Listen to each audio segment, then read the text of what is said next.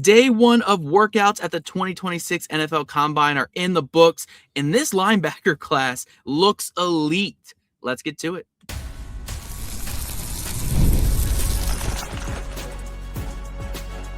You are Locked On Colts, your daily Indianapolis Colts podcast. Part of the Locked On Podcast Network, your team every day.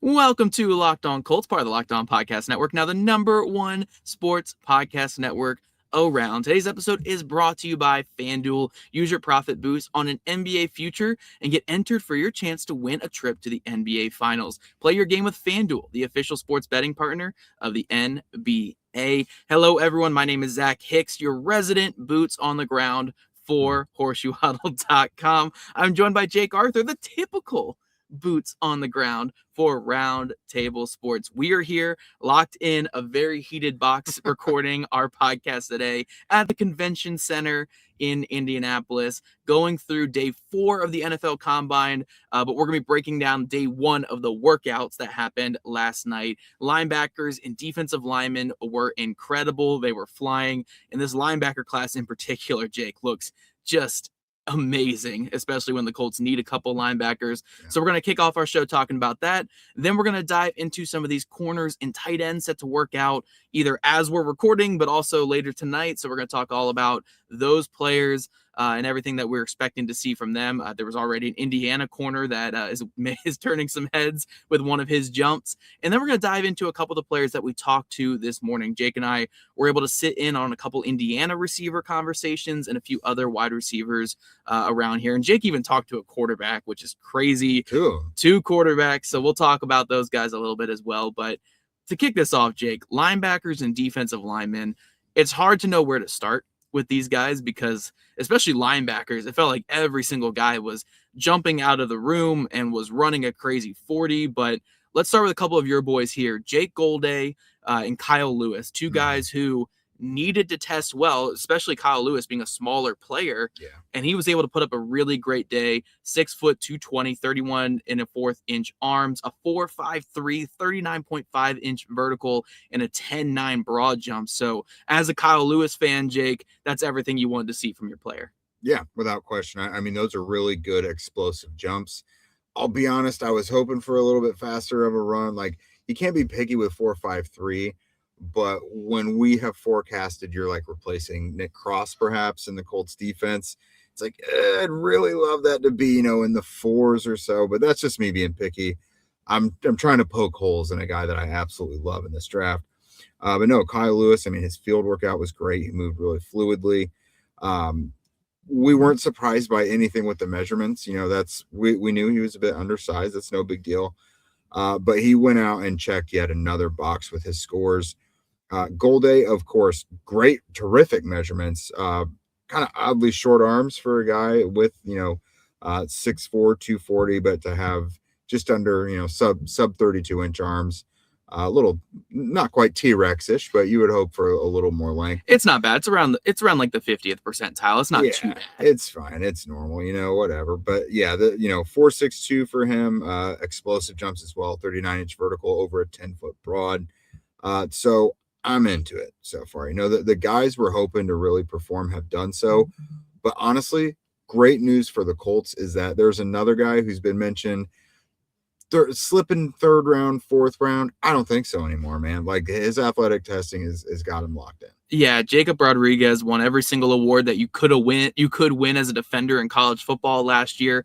Had questions from a lot of scouts about how good of an athlete he is, how long his arms are. And while the arms came in pretty short, the testing numbers were just incredible across the board. And one thing that you really look at too, from like the Colts perspective, Chris Ballard and the Colts value these guys who come out and compete and do every drill, because not many people do every drill anymore. Yeah. So Jacob Rodriguez, one of the few players to do every single drill here at the Combine, ran a 4.57, 1.6, 10-yard split, 38.5 vert, 10.01 broad, 6.93 cone, which would be in like that's the elite class of like edge rusher tier that we're talking, and then a 4.19 short shuttle. Like, these are near receiver numbers in those agilities. So Jacob Rodriguez was probably the biggest winner of the event so far. Yeah. Because a guy who had the production, had the pedigree of winning every trophy, being on this top tier defense, being the captain of a top tier defense last year, all the questions were about his athleticism, and he passed with flying colors. He passed the Senior Bowl test as well. So anyone who wants to put Jacob Rodriguez in round 3 at this point, honestly, we could even put him in like round 2 at this point, because why is he falling to round 2 at this point, right? Yeah. What more does he need to prove? He's got the head, he's got the smarts, he's got the production, he's got the athleticism, he's got the mustache. Yeah, like not like Robbie Oots level last year, but close. Why is this guy not going in round 1? So to me, if he's there at 47, you run the card in, because he's a guy where I couldn't talk myself out throughout the whole process, but now I feel like everyone's going to talk themselves in, because what is there not to like about Jacob Rodriguez at this point? Yeah, and we've seen the Colts make exceptions for guys who maybe don't hit the size thresholds if they have a special trait, and creating turnovers is it for him. He did it in droves at Texas Tech, but then he goes to the Senior Bowl and continues doing it. I remember early in one practice, he had a punch-out forced fumble recovered by his teammates. And then on the last day, I believe he had another fumble and an interception to close things out. So this guy, he is a magnet for the ball. The Colts have sorely missed playmaking linebackers. They had 3 takeaways from the linebacker group last year. They were all Jermaine Pratt. Pratt's probably not going to be there next year. Zaire Franklin, who was a stat sheet stuffer in 2024, maybe not either. So the Colts need playmaking from the linebacker position. They need leadership, athleticism. They need a Jacob Rodriguez. Yeah, and if Rodriguez isn't there, a guy that I really like and I think would be a great fit for the Colts as well, Anthony Hill Jr. from Texas, 6'2", 238, over the 32-inch arm threshold, also ran a 4.51, 37-inch vertical, 10.05 broad. Production was there on film as well. He looked really good, a good thumper, a good classic linebacker, can cover. I think Anthony Hill Jr. is a guy who could be a sneaky guy who's like there at 47 that could fill that void the Colts are looking for. But moving past linebackers real quick, Jake, there were a couple of defensive ends that really stood out. And defensive end's a hard one to talk about, right? Because so many of these like top testers are guys that are going in round 1. David Bailey, Ruben Bain, all these guys are going in round 1. So it's hard to find guys that fit the Colts. But there were 3 guys that I thought really stood out that could be day 2 or maybe day 3, probably day 2 type picks. Malachi Lawrence from UCF, 6'4", 253, vines for arms, ran a 4.52, 40-inch vertical and a 10-10 broad jump. And then Denai Dennis Sutton was the winner of the day from Penn State, a guy who I did a prospect spotlight on last week. He's a 6'5", 256 with 33-inch arms, ran a 4.63, 39.5 vert, 10.11 broad, and then the beautiful number, a 6.93 cone. If you get under 7 in that 3 cone, we're talking like elite tier athlete. 6.9 at 256 is bonkers. So Denai Dennis Sutton, the former 5-star recruit that went to Penn State and even had over 20 sacks in his college career. There's going to be a lot of teams lining up for him. And I said in the prospect spotlight, like, oh yeah, maybe early day 3 you could get this guy. We're not getting him early day 3 anymore at this point. He's going to go day 2. So we'll see if the Colts want to invest in another project off the edge.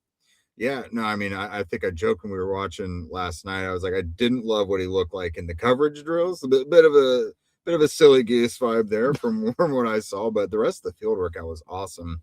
You can't argue with those testing scores with those physical measurables. Like that's just hard to pass up. And you did a spotlight on him because he matches, like he's like an old Chris Ballard type, like so much he fits that. So I mean, is he a project for you? I mean, shoot, the guy might be able to have a little bit of a role at this point.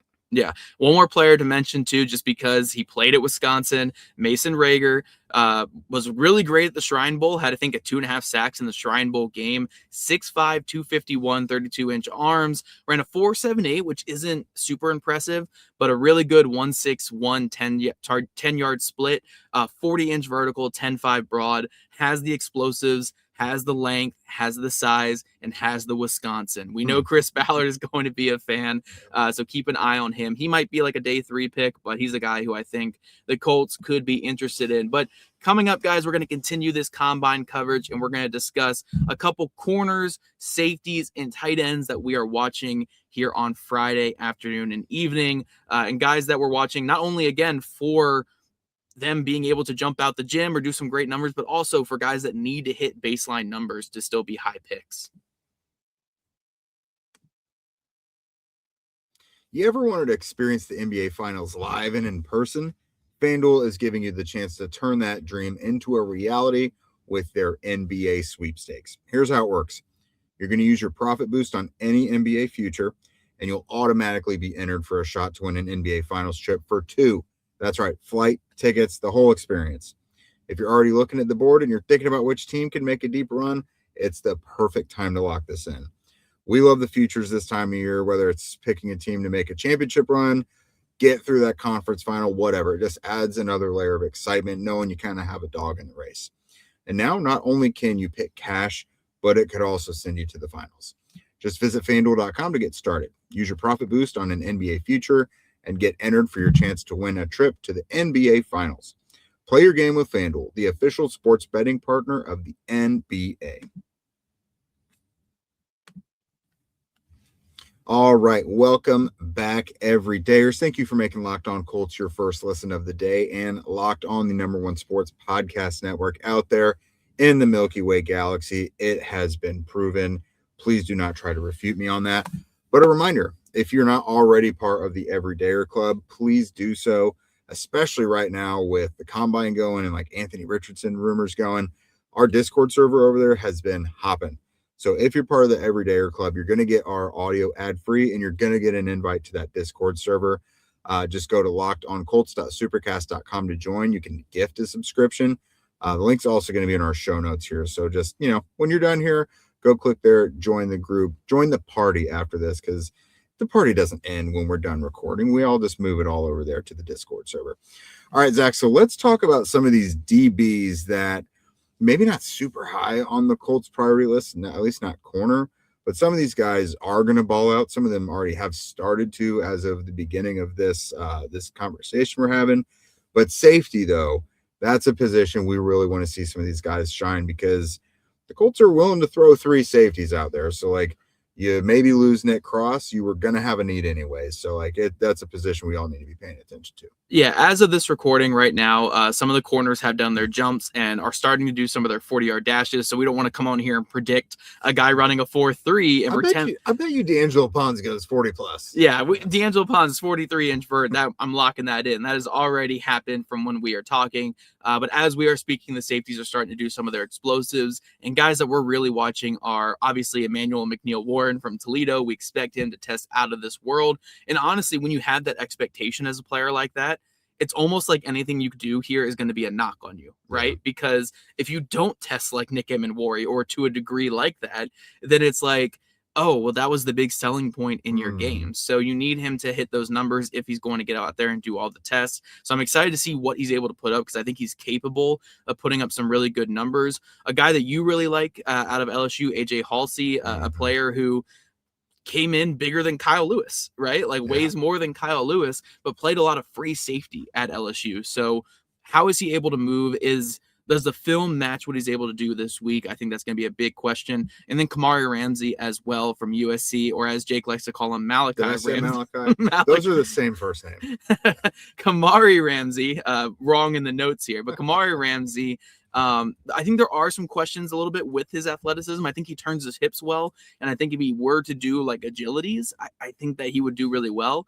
But I'm really curious to see what the explosives look like, what the vertical looks like, because if he checks those boxes, I feel really good about putting him in the slot, putting it like a nickel corner, or even like an overhang type position in the NFL. So very curious on those type of guys. Those are guys we've talked about a lot this offseason for you guys, but I'm very excited to see Emmanuel McNeil-Warren. I really want to see him put some crazy numbers up, because I think he's very capable of doing so.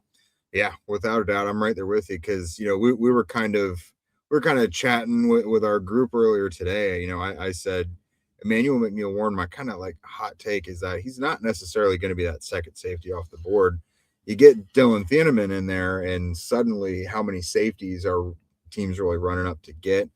I don't think he would last to 47 for the Colts, but if the Colts were in love and wanted to move up like 5-6 spots to go get him, well, that's pretty entertaining at that point. You know what I mean? Yeah, and speaking of Thieneman real quick, look, we're recording this before Thieneman's done anything, I promise. So maybe this will age perfectly and you guys will think I'm lying, but I think we're going to see a bonkers combine from him. I think 4 threes is certainly on the table. I think super high explosives. He is a freaky athlete. GPS numbers from guys I've talked to, the GPS numbers at college were among the best in all of college football. There was actually a Purdue receiver here, Deion Burks, a former Purdue receiver, who said that when Burks was putting up like 4 threes, low 4-4s in practice, Thieneman was running right alongside him, and all these practices. So I think Thieneman's another safety to really watch for a guy like McNeil-Warren who's going to put up some crazy numbers. Yeah, without a doubt. And you had mentioned Halsey and Ramsey. Halsey I'm very interested in because he's a versatile guy. You can kind of he's free safety based normally, but you could drop him down. He's got a great frame. And then you could do some of that nickel stuff as well. Ramsey, I really am interested in those explosive scores because we talked about it the other day. I think he at times comes off a little casual. He plays it safe a little bit. So I want to see what it looks like to click and close and like what he's capable of in that department. But then let's look at some of these corners as well that the Colts maybe go poking around in the middle rounds. Charles Demings from Stephen F. Austin and Julian Neal from Arkansas. Those are a couple guys I kind of have in similar buckets, kind of height, weight, speed, Lou Anarumo types that were there at the Senior Bowl. Demings, I thought, he didn't catch my attention all week down in Mobile, but there was a couple times I noticed him going stride for stride with some speedsters down the sideline and holding his own. And I know he got a nice pass breakup one day. Julian Neal is a physical guy who kind of sticks in your hip pocket. I think he's probably going to be more of a man type where he's going to be able to control you a little bit, but he's going to be in the middle rounds because these faster, speedier guys, they might be able to kind of stir him up a little bit. Yeah. But I'm hoping going to have some measurables that make teams worth really wanting to kind of invest in that. Yeah, and talking of more height, weight, speed guys, Damani Jackson from Alabama, over 6 foot, was a 100-meter sprinting champion in high school, and you could see that speed on display at Alabama the last couple of years. And Marcus Allen over at North Carolina. Now, this is like the 20th Marcus Allen to enter the NFL, but 6'2", already tested with some pretty good explosives earlier today. Marcus Allen's another guy. I'm curious to see some of his field work as well because height, weight, speed. Look, the Colts kept throwing Jonathan Edwards out there all last season because of the height, weight, speed. They like that archetype for their man coverage scheme. So we got to look at some of these height, weight, speed guys. Real quick, though, shifting to tight end. We don't have too much to say about this position because we think the Colts just go more the veteran route there. Oscar Delp, a guy that we both like and a lot of draft analysts are really high on, blocking tight end at Georgia that has the athletic ability to do more. Unfortunately, they found that he has a foot fracture that he played with all season. He didn't even realize it was a foot fracture. And they actually have to hold him out of doing any kind of workout for safety reasons and I guess liability reasons as well. So Oscar Delp, a player that a lot of us expected to test among the best out of all tight ends, based off the film we saw from this past season with him playing with a hairline fracture in his foot. I think when he's able to get that healed up for his pro day, I think it's going to look really good. And then, Jake, I'll let you go into your boy that – you have to do a spotlight on him soon because we're gonna. Okay, yeah. Because it's one of the 3 names in this draft that I certainly can't pronounce, and you've got it locked in because you just love this guy so much, even though Notre Dame fans hate him. Yeah, and that's perfectly fine. But it's Texas A&M tight end Nate Borkircher. He's kind of got that Delp arc, that career arc where he goes through his whole career as a blocking tight end. People don't think anything of him, and then his final year. Here he goes, but it took Borkircher transferring from Nebraska to Texas A&M to do it. At Nebraska, he shared the starting role with Thomas Fidone, who is more of the pass catcher there. Texas A&M asked more of him in the pass catching department. And not only can he get separation and he uses his big frame to kind of box guys out, but the guy can make some really spectacular catches. Fighting Irish fans don't need any further question on that. But he did it numerous times down in Mobile at the Senior Bowl. He's done it a few times now in college in that final year on tape. And so very obviously this guy is capable of more than what he was asked those first 4 years at Nebraska. Again, him and Delp are kind of cut from that same career arc. But with Borkercher, I'm really, really hoping for some good testing scores because I want the Colts to be interested. I think as much as I want the Will Mallory thing to work, it's never going to because he can't block. Borkercher was a blocker for 4 years and then showed that he is a pretty capable pass catcher. So Mo Alley-Cox, Drew Ogletree's free agents. Tyler Warren is going to need a backup, going to need a compliment, and I think this guy would be perfect for it. Yeah, I actually think his best display of catching I've ever seen is when you were blowing those kisses to him the other day. Yeah, man. He caught all of them. All of them. It was very impressive. Very impressive. Crazy. Coming up, though, guys, we're going to get away from the on-field workouts and predicting things forward and talk about some of the players that we talked to this morning at media availability, our second to last media availability of the Combine season. And we talked to a lot of former Hoosiers and some guys who could potentially be Colts in the future. Welcome to the 5-hour energy flavor draft with 18 different flavors to choose from, including new options like confetti craze, fruity rainbow, or cotton candy. There is something for everyone. The board is set, the flavors are ready, and I've got my number one pick for the 5-hour energy flavor draft. I'm going in a different direction than you guys know I have been because variety is the spice of life here. Strawberry banana. You know what? That is a dependable, everyday, hang your hard hat type of flavor profile. Like, how many smoothies have you had before that strawberry banana? Now you have it in a form that's going to give you energy for 5 hours. It is going to power your day. Zero sugar. It brings a tropical delight with the strawberry. A taste that goes into everything from smoothies and milkshakes to cakes and ice cream. That sweet strawberry flavor up front goes in with a soft, mellow banana finish. We all know how smooth that is. It's got that smooth, creamy fruit profile, reminiscent of a fruit smoothie. It's got very low acidity, and it's super easy to drink. There's a gentle, sweet aftertaste that you're going to love. 5-hour energy shots give you a boost, again, with zero sugar. So find your new favorite flavor of 5-hour energy shots available online at 5hourenergy.com or on Amazon. All right, welcome back to Locked On Colts Draft Nerds. We are talking NFL Combine because the Colts have so far not made any new news today. Thank you, guys.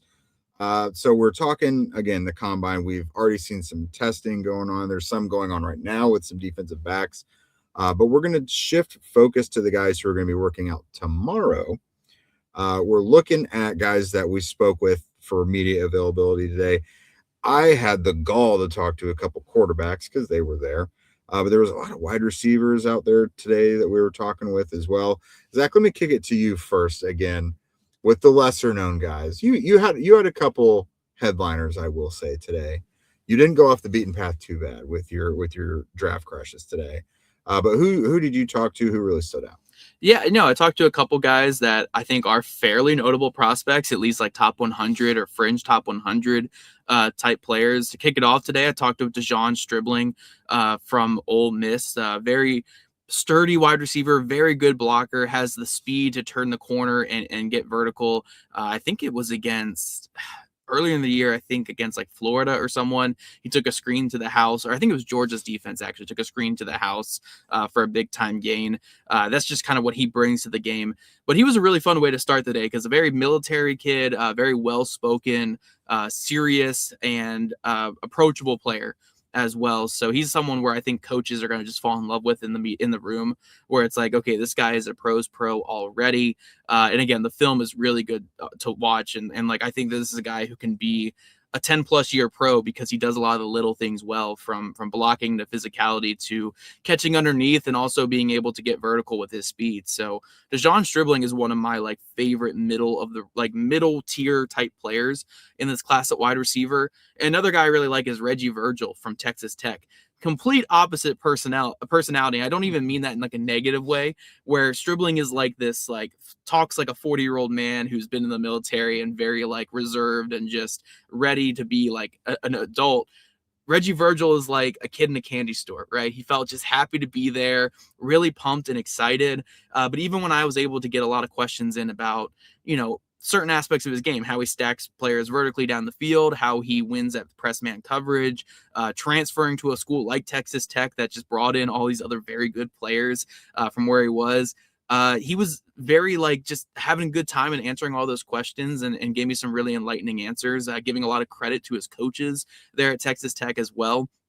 So Reggie Virgil, maybe not as thick and as bulky as Stribling, where Stribling can win more over the middle of the field. Virgil is more of this like long, skinny, athletic, down the field target guy, but I think he's another guy the Colts could look at. And then the man of the hour, I talked to Omar Cooper Jr. Later in the day. Do you mean man of the hour because that's how many times, multiple times over, we had to wait? Yeah, man of the hours. Omar Cooper Jr. did finally come out for his press availability later in the day. Just a very humble, like down to earth, religious kid. Like, he's someone where like you could tell he came from that Indiana program, right? That Indiana program that had a lot of older players who were just so ready for the moment all year long. They stepped up at big times, and so many good quotes came out of him. He was talking about Pat Coogan in a very positive light. He talked about the game-winning catch against Penn State, where Mendoza pulled him aside after the game and said, "I didn't care what coverage they were running. I was going to throw you that ball regardless." A lot of really cool moments from him, and he's a guy who he talked about the ability to win underneath, the ability to win vertical, the ability to win over the middle of the field, and he's a guy who thinks he can do it all at the next level. So while Stribling and Virgil are two realistic options I like for the Colts, Omar Cooper Jr., born in Indianapolis, played his football in Indiana for pretty much his whole career. I would love him to be on the Colts, but his stock is rising to a degree where I don't know if that's going to be possible. Very, very good player, though, even though I think Stribling and Virgil are more realistic for the Colts going forward. Yeah, no, those are definitely good options. Cooper is someone I think fans are going to be enamored with until the draft comes and he ultimately is picked before the Colts are. We're going to keep the IU flavor going, though, because I talked to Elijah Surratt today. Again, really just a great personality. Was real jubilantly answered all his questions. He went until they pulled him off. Went for a very long time. But he and D'Angelo Pons, I talked to both of them in consecutive days, and they've got similar stories because they're Curt Cignetti recruits from JMU who came with them to Indiana. So you're going from this very small JMU program to Indiana, who's never won anything. And now 2 years later, you're a national championship, which has never been done in Bloomington. No one ever thought it would happen. And now you're at the NFL Combine. You know what I mean? So, like, how wild of a ride is that? But with Surratt, he is very interesting because if we're looking at him as a player, you've got like Surratt, who I think is a really good replacement for Michael Pittman Jr. Let's say if you lose Michael Pittman Jr. and you don't want to take a wide receiver with your first pick, well, Surratt might be there in the third, maybe even the fourth round, because he's probably not going to blow the roof off here at Lucas Oil Stadium, but he's a guy who does understand how to get separation. He's a good route runner. He's got a nice physical frame as well, and he's a guy that can win those back shoulders and stuff like that. And then Ted Hurst as well is more of the Alec Pierce type. Now you're not going to lose Alec Pierce, but he's a height, weight, speed, deep ball specialist, good at the 50-50 stuff. He's really checked every box that you could so far. He was from Valdosta State, transferred to Georgia State, and then went and absolutely balled out at the Senior Bowl the entire week. And now I expect him to test very, very well here on the field at Lucas Oil Stadium. So he's a guy who is just continues ascending. Yeah, no, for sure. And the only other person that was notable that either you or I talked to the rest of the day was Chris Brazzell from Tennessee. Not too many big takeaways with that one. Gave a lot of good answers, but I think my biggest takeaway was him having to correct so many reporters on the type of offense that Tennessee ran this past year, that they don't run the same offense that Jalen Hyatt was in. It's not as collegey this past season, but I thought that was pretty funny. But Chris Brazzell, the second height, weight, speed guy, can win down the field. Very fun player. But Jake, I think that's all we had today for guys that we talked to, right? Did you have anything else you wanted to say? No, I randomly happened into the Cade Klubnik one, which doesn't, there's nothing there with that. But I talked to Zach's favorite player, Drew Aller.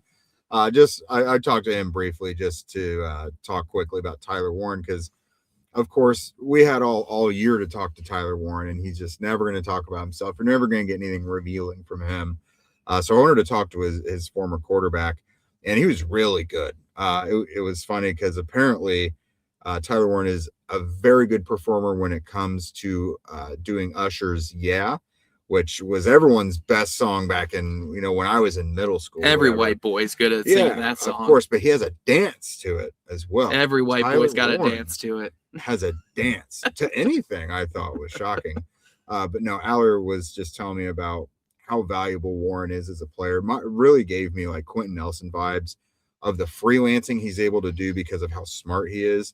And he's able to help other guys without them knowing it's even going to come. Like he told me that he would just go in motion on his own without it being a plan, just to kind of help Aller out to see what the defense was going to be doing. So you got really smart guys in this Colts offense: Daniel Jones, Tanner Bortolini, Quentin Nelson, Tyler Warren. That translates all the time. If you have a bunch of smart players, extra plays will be made because of that.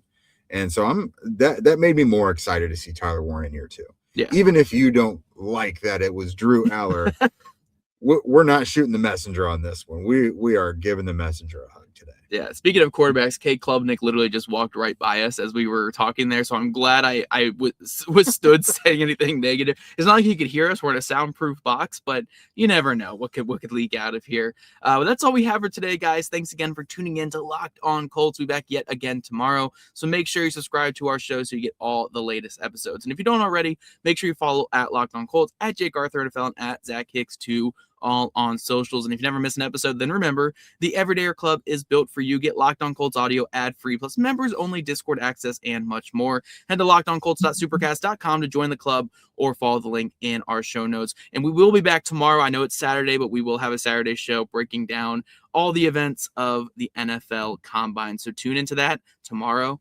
afternoon.